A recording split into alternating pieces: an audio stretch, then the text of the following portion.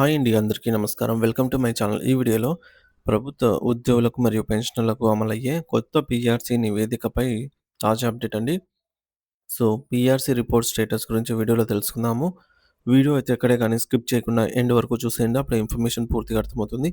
అలాగే వీడియో చూస్తున్న ప్రతి ఒక్కరు వీడియోకి లైక్ చేయండి ఫ్రెండ్స్.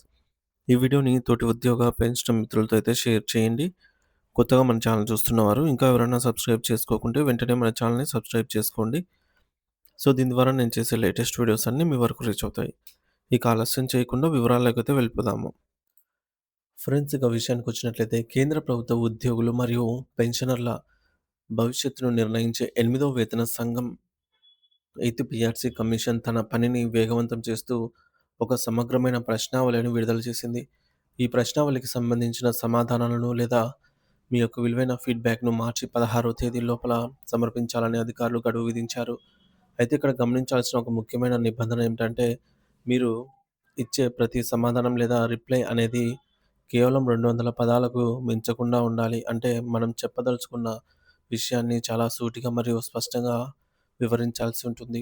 ఈ అంశంపై గతంలో మనం ఒక వీడియో చేసినప్పుడు దానికి పెద్దగా రీచ్ అవ్వలేదు. చాలామంది మిత్రులు అయితే ఒక ప్రధాన అనుమానాన్ని కూడా వ్యక్తం చేశారు. అసలు ప్రశ్నావళి వల్ల ఉపయోగం ఏమిటి? ప్రభుత్వం ముందుగానే ఒక నిర్ణయానికి వచ్చి ఉంటుంది కదా! మరి ఇది కేవలం కంటి తుడుపు చర్య నామమాత్రపు ప్రక్రియ మాత్రమే కదా! అని వారు కూడా ప్రశ్నిస్తున్నారనమాట. సో, యాక్చువల్‌గా ప్రభుత్వ విధానాల నిర్ణయాల్లో చివరికి ప్రభుత్వం అనుకున్నదే జరుగుతుంది. కొంత వరకు కూడా నిజమైనప్పటికీ ఈ విషయం ఏ ఏ పనైనా సరే చేసేటప్పుడు ఒక స్టాండర్డ్ ప్రొసీజర్స్ లేదా ప్రామాణిక పద్ధతిని అనుసరించడం ప్రజాస్వామ్యంలో చాలా ముఖ్యం. ఉదాహరణకు ప్రతి సంవత్సరం బడ్జెట్ ప్రవేశపెట్టే ముందు కూడా ప్రభుత్వం 2, 3 నెలల ముందు నుండే విధి విధానాలను వివిధ యూనియన్లను, అసోసియేషన్లు మరియు పారిశ్రామికవేత్తల్లో చర్చలు జరుపుతుందనమాట.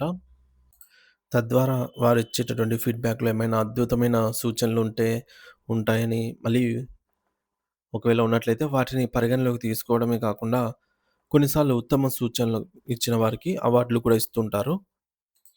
మరి ఈ విధంగా టెలికాం రంగంలో పనిచేసే ట్రాయ్ వంటి సంస్థలు కూడా ఏదైనా కొత్త నిబంధన తెచ్చే ముందు కన్సల్టేషన్ పేపర్స్ విడుదల చేస్తాయి. మరి దీనివల్ల సామాన్య ప్రజల అభిప్రాయం ఏమిటో వారికి తెలుస్తుంది. సో, మన మాట ఎవరు వింటారులే అని మనం ఊరుకోకుండా బాధ్యత గల పౌరులుగా మనం మన అభిప్రాయాన్ని ఖచ్చితంగా అయితే తెలియజేసి తీరాలి. సాధారణంగా ఇటువంటి పత్రాలపై దేశం మొత్తం మీద కేవలం 50 లేదా 60 మంది మాత్రమే స్పందిస్తుంటారు. అంటే చాలా తక్కువ రేషియో అనమాట. అదే నెట్ న్యూట్రాలిటీ వంటి కీలక అంశాలు ఉంటే వేల సంఖ్యలోనే స్పందనలొస్తాయి. మరి ప్రభుత్వం రేపు ఏదైనా నిర్ణయం తీసుకున్నప్పుడు మేమందరితో చర్చించాం గదా! వచ్చిన ఫీడ్‌బ్యాక్ ఆధారంగానే మార్పులు చేశాం గదా! అని చెప్పుకోవడానికి ఇది వారికొక ఆధారంగా గూడా ఉంటుందనమాట. మరి ప్రస్తుతం కార్మిక చట్టాల విషయంలో కూడా ఇదే పద్ధతి అనుసరిస్తున్నారు. కాబట్టి పే కమిషన్ ఇచ్చేటటువంటి ఈ యొక్క ప్రశ్నావళిని మనం తేలిగ్గా తీసుకోకూడదు. మరి ఈ మేరకు ప్రశ్నావళిలోని ప్రతి అంశం ప్రభుత్వం యొక్క అంతర్భాగాన్ని లేదా మరి భవిష్యత్తులో ఆలోచనలను మనకు ముందే సూచిస్తుంది. ప్రభుత్వం ఏ దిశగా అడుగులు వేస్తోంది, వేతన సంఘం రిపోర్ట్ ఎలా ఉండబోతోంది అనేటటువంటి ప్రాథమిక అంచనాలకు రావటానికి 18 ప్రశ్నలు ఒక దిక్సూచిలా పనిచేస్తాయి. మన అంచనాలు కొన్నిసార్లు తప్పు కావచ్చు, లేదా ఒప్పు కావచ్చు. కానీ భవిష్యత్తులో ఉద్యోగ సంఘాల నుంచి వచ్చే ఒత్తిడిని బట్టి ప్రభుత్వం తన విధానాలను మార్చుకునే అవకాశం కూడా ఉంటుంది.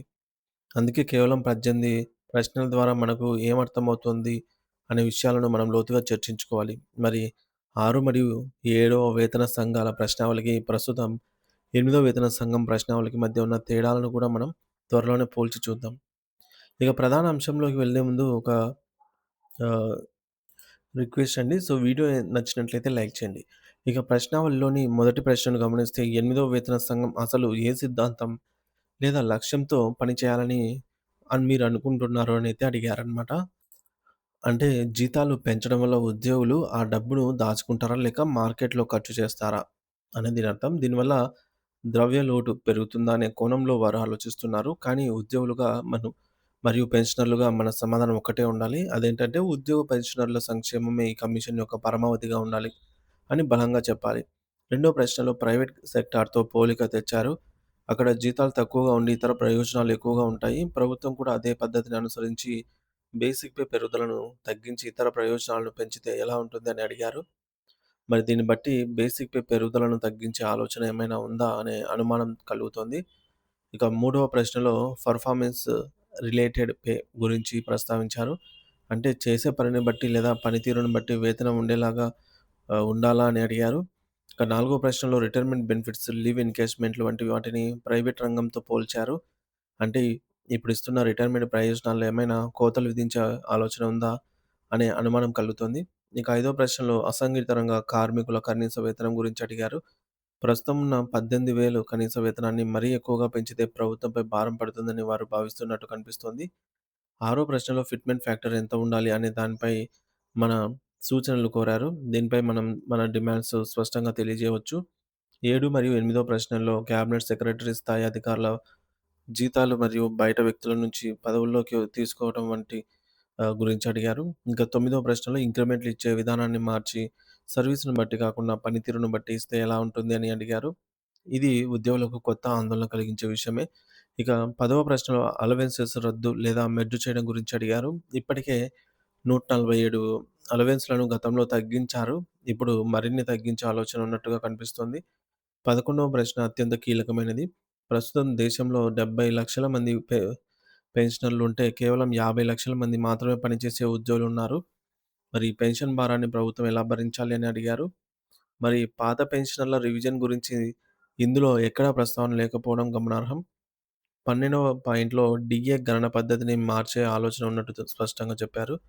ఇక ఇన్‌ఫ్లేషన్ మరియు మీ జీతాల పెరుగుదలకు లింకు పెట్టి డీఏ ఇవ్వాలని వారు అనుకుంటున్నారు. ఇక 13వ ప్రశ్న డిఫెన్స్, రైల్వే వంటి విభాగాలకు వేర్వేరు వేతన విధానాలు ఉండాలా అని అడిగారు. దీనివల్ల సెక్టార్ వైస్ బేసిక్ జీతాలు మారే అవకాశం ఉంది. 15 మరియు 16 ప్రశ్నల్లో రక్షణ బడ్జెట్‌లో పెన్షన్ ఖర్చు ఎక్కువైపోతుందని ఆవేదన వ్యక్తం చేశారు.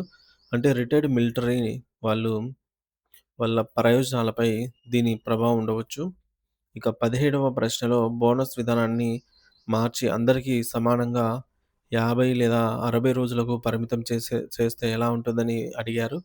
చివరగా 8వ ప్రశ్నలో ఫిక్స్డ్ టర్మ్ అపాయింట్‌మెంట్లు, పార్ట్ టైమ్ పద్ధతులను ప్రోత్సహించడం ద్వారా శాశ్వత ఉద్యోగాల సంఖ్యను తగ్గించే ప్రమాదం కనిపిస్తుంది. ఇక ఇవన్నీ ప్రాథమిక అంచనాలు మాత్రమే. ఇక రేపు రిపోర్ట్ వచ్చినప్పుడు అసలు విషయాలు తెలుస్తాయి. అప్పటి వరకు ఈ అంశాలను ప్రతి ఉద్యోగి క్షుణ్ణంగా అర్థం చేసుకోవాల్సి అవసరమైతే ఉంటుంది. సో, ఇది ఫ్రెండ్స్ ఇప్పటివరకున్న తాజా సమాచారం. సో, పీఆర్‌సీ నివేదికలో వచ్చేటటువంటి ప్రతి ఒక్క అప్డేట్ మిస్ అవ్వకూడదంటే మన ఛానెల్‌ని అయితే సబ్స్క్రైబ్ చేసుకొని అప్డేట్స్ అయితే ఫాలో అవుతూ ఉండండి. Thank you for watching this video.